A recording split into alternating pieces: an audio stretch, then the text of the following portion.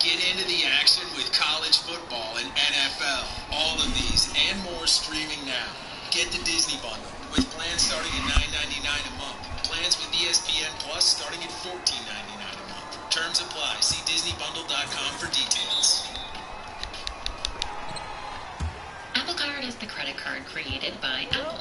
You earn 3% daily cash back up front when you use it to buy a new iPhone 15, AirPods, or any products at Apple. And you can automatically grow your daily cash at 4.15% annual percentage yield when you open a high-yield savings account. Apply for Apple Card in the Wallet app on iPhone.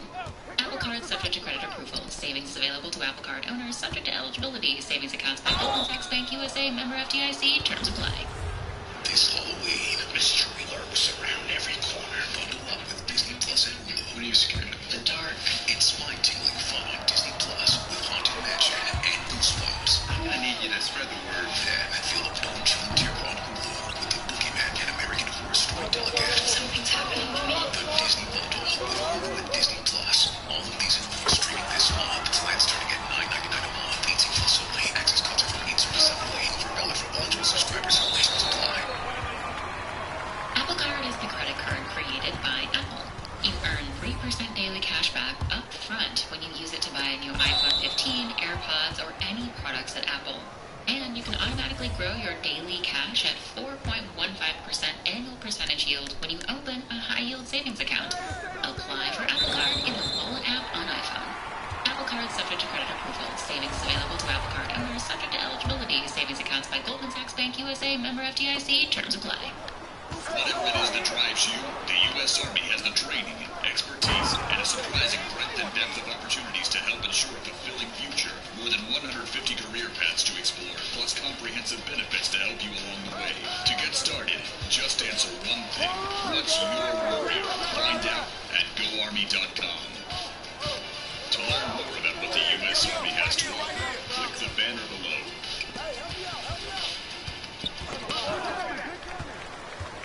I choose to work where everyone can see how busy I am. I choose pedal pounds. I choose the freshest beef. I choose to never burrito and drive. Whatever you choose transit and do your part to spare the air. Okay, round 2. Name something that's not boring. Laundry? A book club?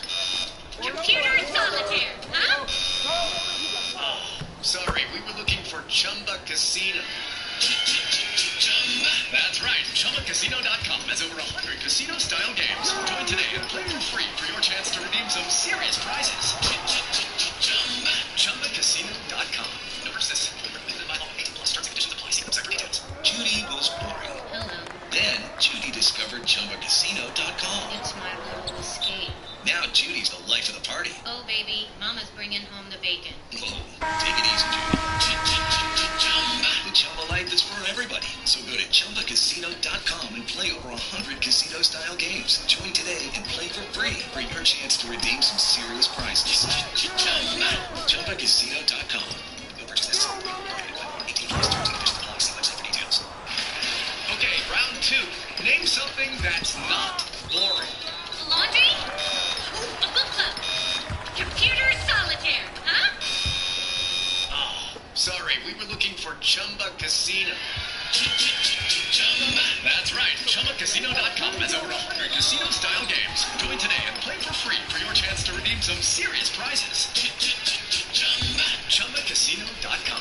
No purchase necessary. Limited by law. 18 plus terms and conditions apply. See website for details.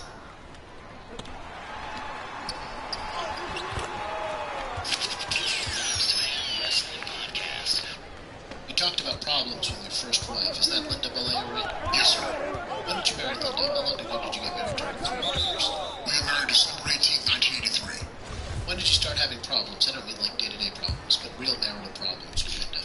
Well, after like 3 years of marriage, before we had children, I had a conversation with her mother. I said, Mom, I'm having a little bit of a problem with her personality and a few other issues.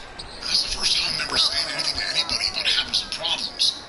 And her mother looked me in the eyes and she said, well, you had married her. I was like, okay, well, what does that mean? So it kind of started then, but it was just the normal marriage stuff because we were just trying to do, and we were 3 years into the marriage and we were kind of like really figuring each other out.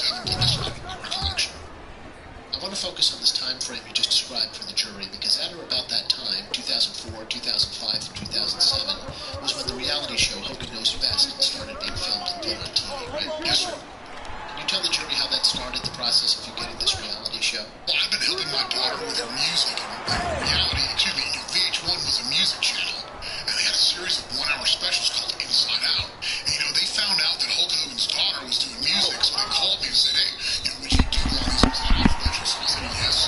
It was to help Brooks' career, and it was called Hulk Hogan the Stage Dad. So we did the one-hour special about Brooks' music and me trying to get her going.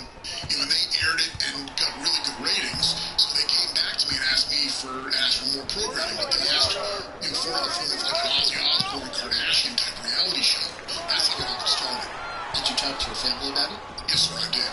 And could you tell the jury what you told your family, who at that time was Linda and Nick about Brooke, right? Yes, sir. When you told them about the opportunity and why it was something that was a good idea? Well, I did have a meeting, a family meeting with them, and I remember sitting there and telling them about the opportunity from VH1. I said, but I need to warn you guys, this is real work. They actually put a microphone on you in the morning, and you have to work all day until you're off work. And they sometimes have very, very long days. And I will also warn you that all the stuff you see happen to me, whenever I go out in public, whenever I walk out the door, front door, whenever I walk out the front of the door, there's always an autograph in the picture. And when you're going to the airport and when you're eating dinner, people are going to come to you, and you're going to lose your anonymity. And I explained to my family what would happen if the show took off and became popular. But I was also in my mind thinking that if I kind of did the show, I'd help my marriage because it was pretty much dysfunctional at that point. And I thought maybe it would get us back on track.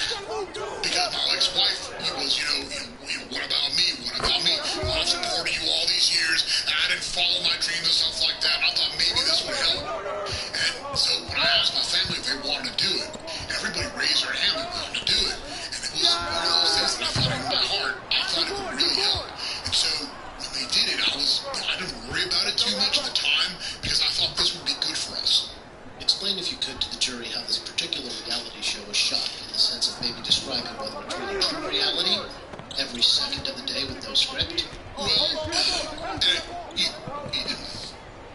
I found out very quickly that reality TV is not real TV. It's real-like.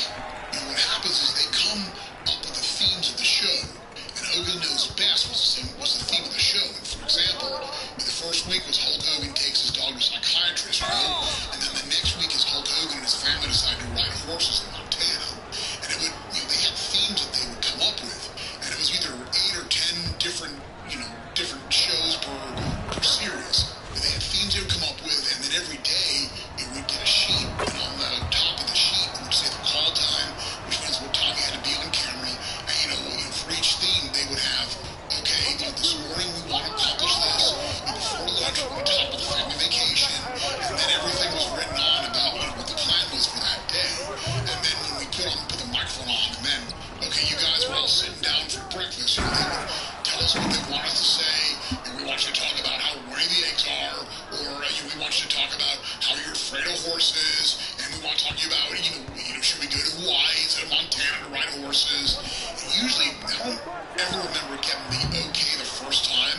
Usually we would do it in 2 or 3 times, we'd get rhythm, and we'd get the magic, with the little argument between me and my wife, or the kids would argue, and if you missed a point, the producers would go, okay, Nick, you did everything great, except you want to ride a horse bareback.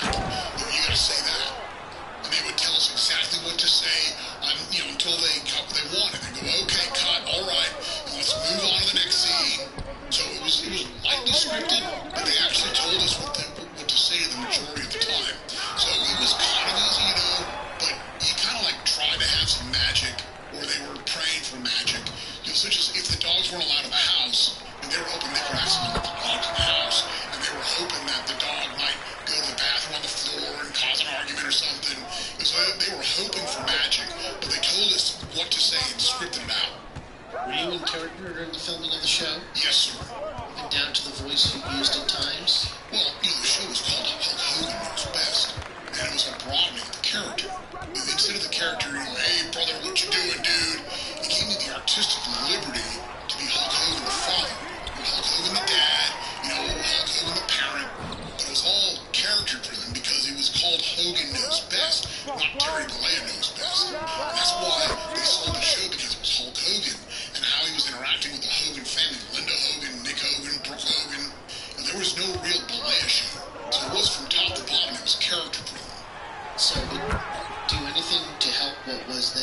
relationship with Linda? At first it did. At first she was very excited about filming. She was very excited about going on press tours. She was very excited about being on the red carpet, the camera. And kind of like at first, it got to the point where she seemed to like the celebrity and like working and like the hours at first. Did that go on, or did it change over time? It changed.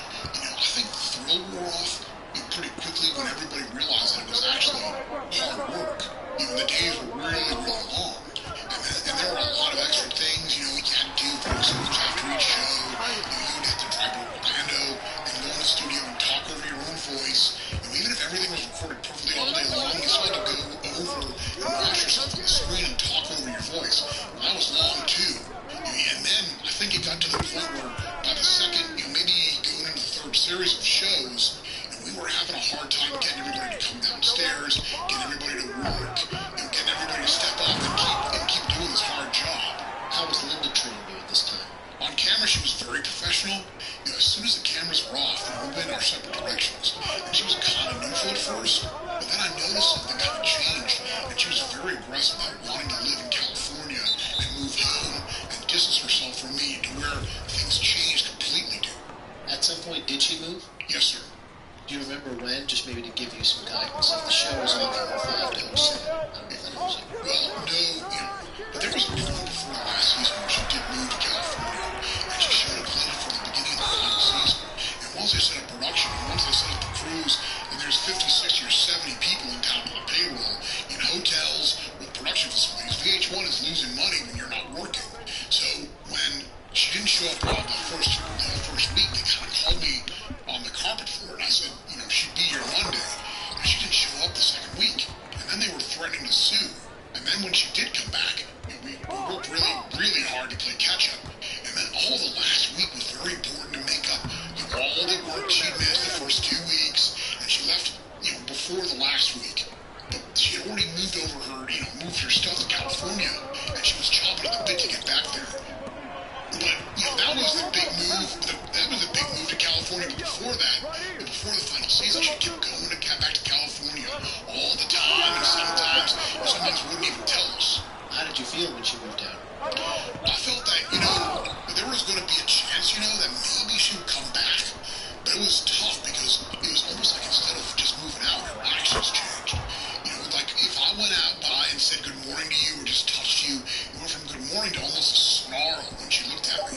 So I couldn't really touch her because something had changed dramatically. And I'm not exactly sure how or why. Did the marriage ever get back together after she moved out? No, sir. I want to shift gears now. At some point in time while this is going on, had Bubba the Love Sponge, Bubba Clam, Todd Clam, whatever we will call him here, and Heather started talking to you about potentially having sexual relations with her? Yes, sir, they did. And can you tell the jury about how that started when they first started talking to you about it? I remember when I was approached, it was a phone call. And that's my recollection. Bubba and Heather were together in the car. And Bubba asked me over the phone, Heather, he called me Hootie once in a while as a joke because that was the name of his dog, just joking around as a friendly joke. And he would say, hey, Hootie, Heather says she wants to see you naked, or Heather wants to have sex with you, or Heather wants to see the size of your penis. And it started out like that, where it was kind of like joking around, but it was, kind of caught me off guard. It was very weird because I've never been approached like that in all the time I ever knew him, And I've been around him a lot in my environment, and I just was not, caught me off guard when they first approached me. How well did you know Heather? I didn't know her very well at all. Heather, I met Heather when they first started dating, and then, Bubba has a racetrack that he raced at East Bay. I saw her at East Bay, and he bought a racetrack somewhere in Ocala. I saw her there, and then I may have saw her at Bubba's house on Thanksgiving one time when they invited me over. But other than that, I've only seen Heather about a handful of times. But they continued to talk to you about possibly having sexual relations with Heather. They did, and continued on. It got to the point where I said, look, man, just knock it off.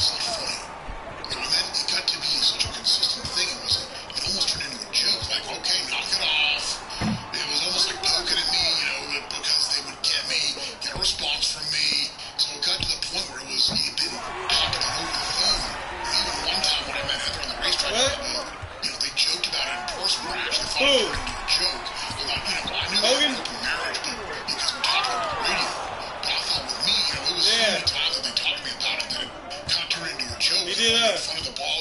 You make fun of the ball guy's head, or making fun of me because I used to be fat, or tease me about the sex thing. So I actually took it as a joke for quite a while. Up to the point that I was ultimately happened. Yes, sir, it did. Tell the jury how it happened the first time that you actually had sexual relations with Heather Clem. Well, in this situation, a lot of things were happening at the same time. I tried to unsuccessfully to get my wife to come back, and she verbally over and over would say, F you, I'm not coming back, you're too old, you're too slow, you don't turn me on, I'm gonna find somebody younger. And it was constantly being said to me, and I was constantly trying to get her to come back, because my work was up and down the East Coast, and I tried to live in California. And I went out there and tried to make it work, flying from LA to New York or LA to Atlanta, 2 or 3 times a week, and I was so worn out, I couldn't see straight. So I was trying to get her to come back, because I was the guy that believed, once you put your hand on the Bible, and you made an oath under God, until death do us part, better or worse, I believe, I was real old school, and I believe that you should stay married. And I always dreamed that, I always thought that I would, not be the guy out of all the other wrestlers that got divorced. And I would stay married, and this period of time would pass, and she would grow out of it, calm down. And I figured, I kept praying it was just a rough spot. And it just got to the point where I unsuccessfully tried to get her back several times.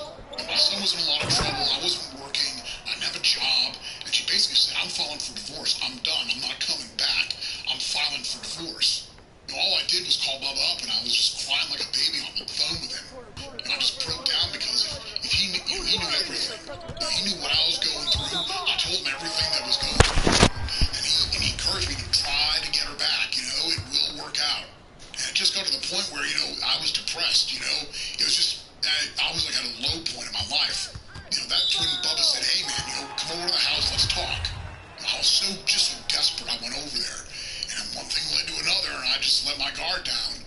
I thought that those people cared about me. I felt like I bottomed out. I felt like I just gave up. I just gave in, let my guard down, and it just happened. How many times were you with Heather? To the best of my knowledge, 3. 1, 2, Cannoli. Maybe 4. But it was, it was only a place that I actually felt safe. As crazy as that sounds, those people made me feel like he was my best friend. Those people made me feel like they loved me, and as weird as it felt, as crazy as it sounds at the time, it just felt like the only thing I had. It didn't even make sense, but it just happened. If you could, without getting too graphic, describe to the jury what happened when you went to Bubba's house. Foaming at the crotch. Out of bounds.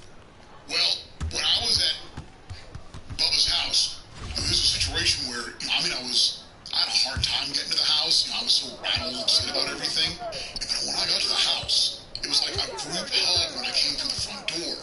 The door was open. I just, pushed it open and walked in. I'd only been to Bubba's house 3 or 4 times. He didn't invite me over to his house, and I'd only been there 3 or 4 times. A couple times to work out. They had a gym in the house. A couple, one time to watch a Super Bowl game, and I remember Thanksgiving. And then when I went to the house, I saw the door was cracked open, so I pushed the door open. It was kind of like a group hug, and then Heather just kind of started walking into the bedroom and pulling my hand, and I walked with her. It felt really crazy, and Bubba walked in right behind us and goes, okay, you guys, I'm going to go to my office, and here's a condom. And Bubba handed me a condom, and it was all of a sudden, it was just so weird and so crazy. My gut was telling me that this was off, this was wrong, and, from the feeling I had, I said, Bubba, you're not... Help me out, man. Help me out. Bubba, you're not feeling this, were you? And he's laughed and flashed into me. What the hell is wrong with you? I'm your effing best friend. How dare you say that to me? I would never do that to you.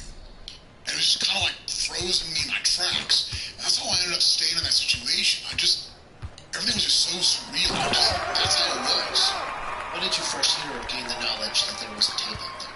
The first knowledge that I heard that there was a tape out there was, some still images came up, and TMZ called me and said, hey, there's rumor, probably a tape out there, a sex tape. That's the first time I heard the rumor. Do you remember what year that was? Gosh, I don't recall. Do you remember when you first heard that it was actually published, that a tape was actually put out by Gawker? Excuse me? Do found out that Gawker had actually put the tape up? Yes, sir. Yeah, I was on a publicity tour for total nonstop action. Tis? It was a very small company that I was not wrestling for because I can't wrestle anymore because of the injuries. Yeah, but they had hired me because of my name and wanted me to be the character of a general manager. And I really wasn't a general manager. It was just a character. And they used the Hulk Hogan name and status to get me on certain shows that a lot of other wrestlers couldn't get on in New York for a media swing. And they had booked a media tour months ahead of time for their biggest pay-per-view called Bound for Glory. And I went on Howard Stern and I went on a show with Kathleen Gifford and a lady named Hoda. And then in the hotel room I got a call from my attorney, David Houston, or TMZ, to get on a conference call with TMZ, and they confirmed, they said, there's a sex tape out there, and we have seen it. And that, so to use that as a point of reference time-wise, how many months before that, when you were on the Bound for Glory tour, did you initially find out from TMZ that a tape may be out there? Does that help you time-wise at all? Maybe 3 or 4 years. 3 or 4 years or months? Well, I know the stills came up, and it just started escalating. Do you remember what year this was when you first got these calls? 07. It all kind of happened around the same time. But the stuff with Heather was like years before, like 5 years before, is what I'm saying. Right, when? 5 or 6 years before. Right, that's kind of my point. Bound for Glory was in what year? 07. Sure it wasn't 2012? I'm sorry, yes. I'm confused. 2011, 2012, many years before that it actually happened. So when you get these calls, how many years after the incident occurs, after when you have sexual relations with Heather Clem, is it? Well, that's what I misunderstood. It was 5 or 6 years before. That's when this whole thing popped up. I was like, When you got the first call from TMZ about the stills, what did you do? I called my attorney, David Houston, and to find out what was going on. Did you do an interview with TMZ at that time, you and Mr. Houston? Yeah, I think David, to the best of my recollection, got on there and told him that I didn't know anything about still pictures being taken, and that he would go after and prosecute whoever did this illegally to me. Did you find out whether any other sites had put stills up? We found out that there were several other, of these sites with, like that, porno-type sites that put it up. Were there stories floating around? Before you find out, Gawker puts the video up. Were people writing stories about the stills or the existence of the tape? Yes, sir. Did you sue any of them? No, I didn't. Are you used to having stories written about you? Yes, sir. You talked about why you were in New York, I guess, for this TNA, Bound for Glory. I don't know if you talked about TNA. Could you explain to the jury, what TNA is or was? Are they still in business? Tis? Tis and is TNA is total nonstop action wrestling. And like I said, it's a smaller wrestling company I was working for, and I did a lot of surgeries and stuff during that time. I had several surgeries before that, during that time, because, it was just a job I could have to be a general manager. I didn't have to physically wrestle, because I couldn't anymore. You talked about some of these different interviews you did. I want to show one of them to you. I'll show it to the jury right now, and then we're going to talk about it a little bit. If you could, Exhibit 229, right on the video. Wow! As follows. Hulk Hogan, he's right here with me tonight on Showbiz Tonight. Hulk Hogan, one of the greatest wrestlers of all time, just got totally sucker punched after someone leaked a sex tape secretly shot at him 5 years ago. Hulk is an incredible invasion of privacy, and the Hulk is rightfully fighting back, even just going to the police to get some help tracking down whoever did this. Hulk is now with TNA Impact Wrestling, seen every Thursday on Spike TV. For this Sunday night, it is a big TNA pay-per-view event for the Hulk. There's a lot I want to know about that as well. But first of all, we welcome you to the show at this time. Thank you. It's good to see you. I have to start off by saying, not that you need my sympathy, but I have a lot of sympathy for you, because you and your we all saw play out as a public drama years ago. You went through some really, really tough times, but you got through it, and you seem to be on this great path. You sort of stayed low, you got married, and you've been working. Yeah. And then this falls into you realize you take responsibility for the decisions you made back then. Right. But the sex tape, first finding out that it was shot, and then being released, has to have turned your world around. Yeah, I've been through a lot of stuff, and this single-handedly has flipped my world more than the divorce. More than the 8 back surgeries, when they say you're not going to walk, or my son's accident and go to jail, this came out of nowhere. Yes, I'm accountable. Yes, I was the guy, don't watch to hear the woe is me story. There is one, I was a real low, a bad decision. These 2 people were friends, and at the time, at the end of the day, and at the end of the day, At a really weak moment, I made a wrong decision. I ain't never called time out. No fucking reason the game go for even longer. About 5.5 years ago, it was the time that you were still married to Linda. It was you having sex with your best friend's then wife. Yes, sir. They were still married, but it was all consensual. They all said yes, you can do this, go ahead and do it. However, you didn't know it was being filmed. Your best friend we're talking about here, radio personality Bubba the Love Sponge, who was apparently nearby. And then from what I understand, Hulk, about 6 months ago or so, you actually found out that this tape existed all these years later. Tell me what went through your mind when you found this out. You must have been like, tape? Huh?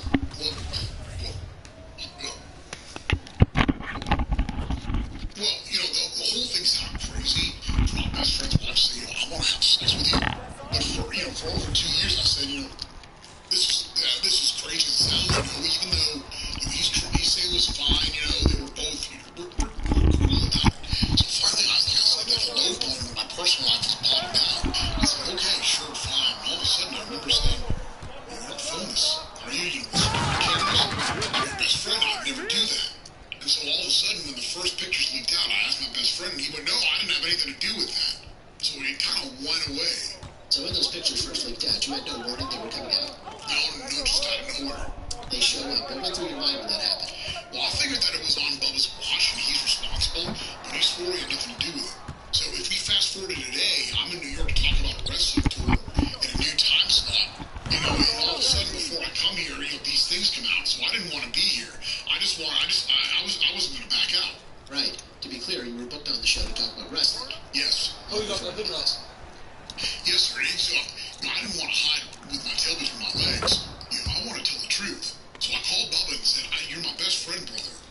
Please tell me, because you got a family now, if you did this, because if you didn't do this, I love you forever. If you did this, we were never friends. He swore to me he had nothing to do with it.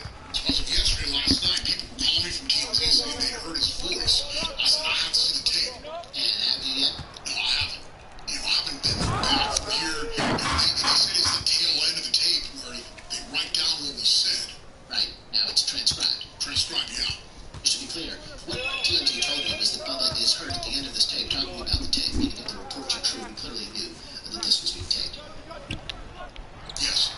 And if the reports were untrue, he said he was laughing when he went up to the cameras. Heather, this is our retirement, before they ever turned the camera off. And I said to Hardy, the guy at TMZ, I said, did you see the tape? He said, no, I didn't. And I said, well, I don't believe it. And then the executive producers came on the phone with Mike Walters and said they saw it. Right? And I said, I have to see the tape. Have you spoken with Bubba since this revelation that he was on the tape? Well, I had reached out to him before I came here, and I said, this is going full blown. At the end of the day, if he did it, we were never friends. And it takes somebody that was at an all-time low, set them up, put a camera, and then say something about money. And I can't believe someone would do that to another person. So that's why I'm praying to God that there's some... I've got to ask you, though, if it does turn out that is true, that Bubba was the person that leaked, or that he was... Well, I want to find out who leaked it too. Let's separate from that. If he was aware of this, as you say, illegal activity of it being taped, that he was aware that this was taking place and somehow involved, this guy was your best friend. He's been on the show defending you in the past. And I'm defending him. You'd have no choice but to... Well, I told my attorney, David Hughes, right now, I said, David, this is something we need to find out who everybody is now. We need to find out who everybody is. I want to know... Weak ass nigga, we can see I got the ball hawking ass, weak ass nigga. Why they would do this to somebody when with my kids, brother, thank God my kids have been through so much and they're so old. And my new wife, Jennifer, who is part of this media, or any of this. Yeah. So, why would someone do that to another person? That's why I'm still holding firm that, I'm praying to God he's not involved. Well, you have to realize that if you don't do something about this, this could happen to another person. Or whoever did this could do this to another person. Or maybe, there are others that this has happened to already. And all of a sudden, they sit on a tape, and all of a sudden, 10, 15, 20 years later, it shows up. This happens, brother. I understand you're correct, but I have been with Jennifer 5 years. This happened before I met her. The video clip concluded. Judge, for the record, that was Defense Exhibit 229, I believe. Judge, it's already, the date of that broadcast was September 19, 2012, 10/9/2012. Judge, it's been read into the record and through it being played. I assume our court reporter was taking that down. I would offer at this time the DVD and ask that it be admitted into evidence. No objection, Your Honor. Proceed as will get. SD229A, 229A. We can clean that up on the break, maybe? That'd be good. Okay, exhibit received. Mr. Malaya, do you remember that interview? Yeah, I do now. How soon after you had found out that Gawker had published this video were you in that studio on Showbiz Tonight? Is that what it was? Yes, sir. Do you remember how many hours after you had found out that was? It was like 5 or 6 hours later because I did Howard Stern early in the morning at 7. And then I did the Kathy Lee Good Morning Show, which is about 8 o'clock. We took a couple hours break, and that's when the TMZ call came in. And then later that afternoon, 4 or 5 o'clock in the afternoon, so probably around 4 or 5 hours later, after I got this news, I went on that show. I was pretty all over the place, and it was the same day when I found out. How did you feel? I was pretty raw. I felt numb. I just, the news had just hit me, that they told me that Bubba was on the end of the tape, turning the camera off, saying, Heather, if we ever need to retire, this is our